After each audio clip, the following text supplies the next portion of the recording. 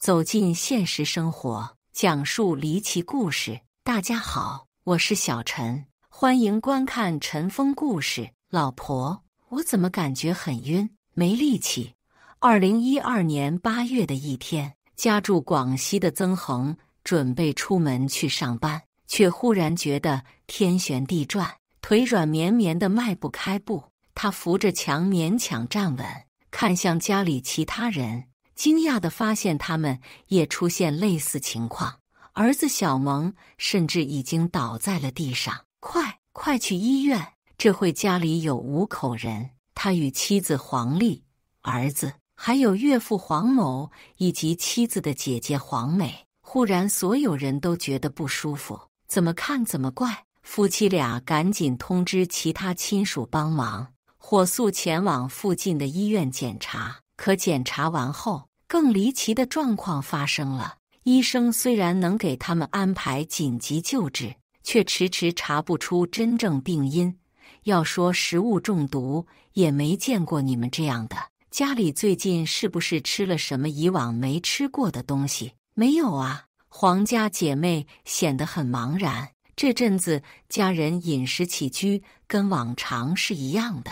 5人中状况最严重的小萌才6岁，因为年纪小，父母甚至不允许他多吃零食。小萌送医后不仅没好转，反而持续恶化，竟出现抽搐昏迷，亲属心急如焚。医生神色严峻，告诉他们小萌朝着四肢萎缩、脑萎缩的方向发展，极可能变成植物人。这对曾家而言无异于晴天霹雳，无可奈何。曾家人紧急将状况严重的转到另一所大医院进行抢救，没想到在医院的病区，他们竟意外遇见了情况类似的另一家人。这家人姓罗，也是跑到大医院来求救的。罗家与曾家隔着上百公里，素不相识，聊起来却发现两家祸事简直一模一样。罗家有4口人，夫妇俩有2个孩子。突然间不知发生了什么，夫妻俩觉得手麻脚麻，浑身没力气，还胸闷恶心想吐，感觉身体酸痛。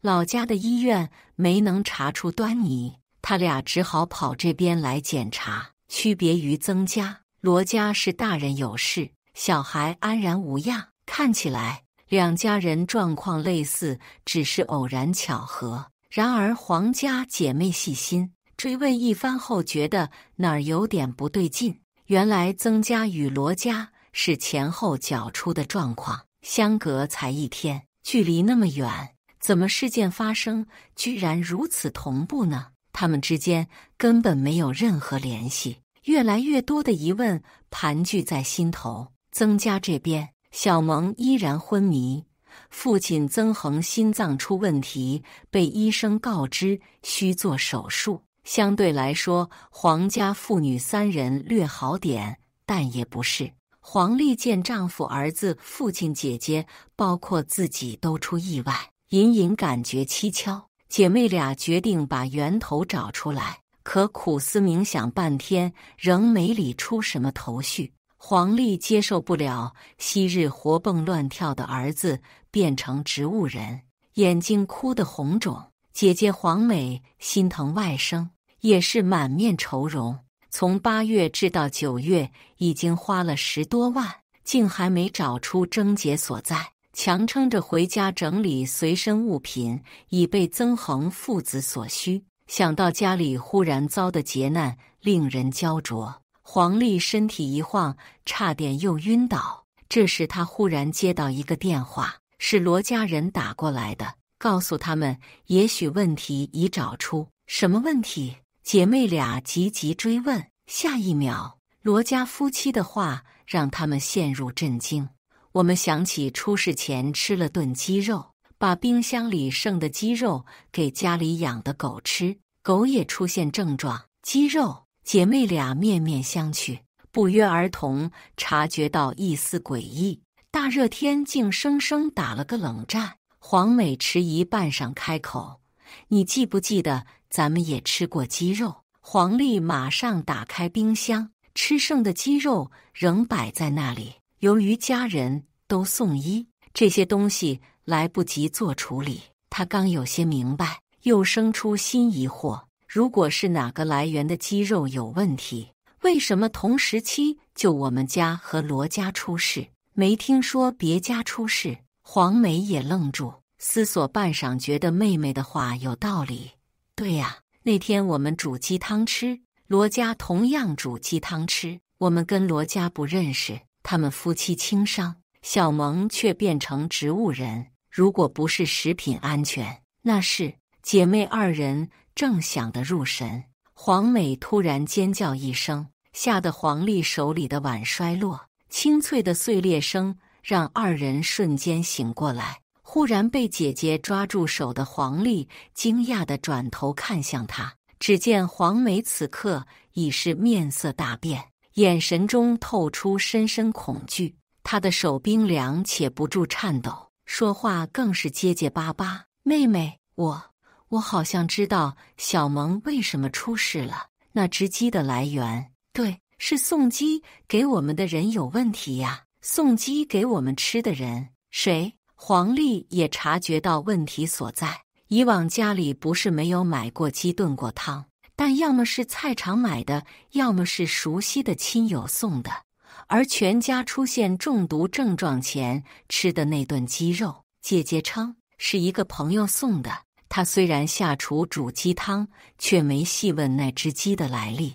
既然是姐姐朋友送的，常人不会想到鸡有问题，更不会去追问朋友是谁。可眼下姐姐越想越怕，告诉她那只鸡是一位女网友送的。双方在网上聊了好一阵，特别合得来。对方总说想跟她学煮粉，为此对方特意带礼物登门拜访，结果没见着她，把带的鸡留在门卫室，发信息称送给她吃。罗家人也说他们出事之前吃的那只鸡是别人送的，世上哪有这样巧的事？莫非分别给两家送鸡的是同一人吗？事情逐渐有眉目，警方接到报案，介入调查，医院也紧急将样本送往广东检测，结果有惊人发现，曾家人与罗家人中了同一种毒，罪魁是罕见的重金属铊。毫无关系的两家人同时中毒已经很离奇，更离奇的还在后头。突然间有2个不同的号码给他们发信息，对方称自己是某某机构的神医专家，知道他们中毒，如果愿意付报酬，他可以马上提供有效解药。抱着救人心态，黄美顾不得会不会被骗，付了对方钱。很快收到一个从广东寄来的包裹，里面果然装着针对性的解药普鲁士蓝氯化钾缓释片。问题在于，到这一步，正常人都能看出问题，为什么此人会知道曾家与罗家的人中毒，分别发信息，还知道中的什么毒，提供对症的解药？警方推断，此人或许就是对曾家、罗家下毒手的人，换句话说，热心救人的恰恰是凶手。但他为何选择毫无关系的两家人下手，仍是个疑团。要查清楚，就必须找到给曾、罗两家送鸡的人，以及自称神医的人。罗家所知比黄美更清晰些，告诉警方，那只有问题的鸡是罗某父亲一个朋友送的。由于10多年未见，罗父只记得对方姓韦，一时想不起他全名。当天，韦某主动联系罗父，想见一面，没想到韦某上门时，罗父恰好不在，对方便把提来当礼物的鸡挂在罗家门外。罗家夫妻就是吃了这只鸡才中毒，孩子没吃，所以躲过一劫。一边是女网友送礼后出事，一边是男同乡送礼后出事，还一个神医混在其中送解药，到底怎么回事？警方循着包裹线索追查，终于查到寄包裹的人真实身份，还原了令曾、罗两家震惊的真相。韦某明时年54岁，在广东打工。警方在韦某明的宿舍搜寻，找到8张电话卡，其中2张的号码赫然就是分别给曾、罗两家发信息的号码。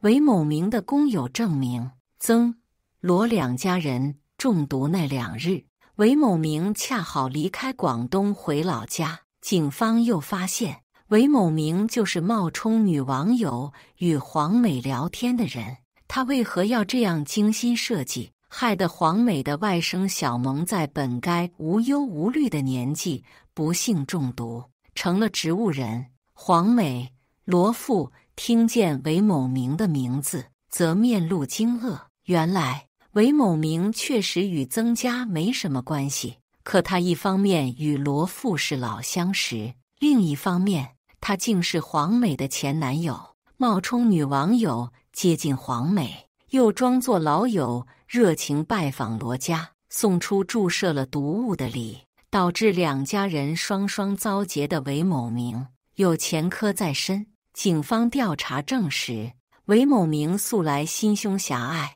做事不择手段。早在案发10年前，韦某明便因为与老家村屯的村民闹矛盾，一怒之下买10瓶毒鼠强投到水渠，导致100多人轻中毒，被判有期徒刑8年。谁能想到，出狱后不过2年，韦某明便故态复萌。韦某明与罗父早年认识，没什么冲突，还有3分交情。但案发前，韦某明手头紧张，自作聪明，想到借下毒赚钱的点子，先给熟人下毒，再给他们解毒，趁机收报酬。他知道罗家做生意，认为罗家应该有钱，不顾交情，对罗家下了毒手，将被他注射毒物的鸡送给其家人食用。黄美单身，事发前偶然通过网络认识在广东打工的韦某明，因为还聊得来去见他。见面后发现韦某明性格有些阴沉，不愿意与他继续在一起，分手离开。韦某明记恨在心，对罗家下手的同时，冒充女网友接近黄美，伺机对黄美及其家人下手，一样画葫芦将带毒的鸡送上门，指望通过帮黄美解毒重新获得对方好感。如果不能，就向其勒索钱财。黄美正好与父亲住在妹妹黄丽家，一家5口人吃了有毒的鸡肉遭劫，吃得最多的小萌中毒太深，呈植物人状态。尽管黄美为给外甥治病不惜变卖房产，仍然无法让小萌恢复昔日健康。后续巨额的医药费更让家里承担十分困难。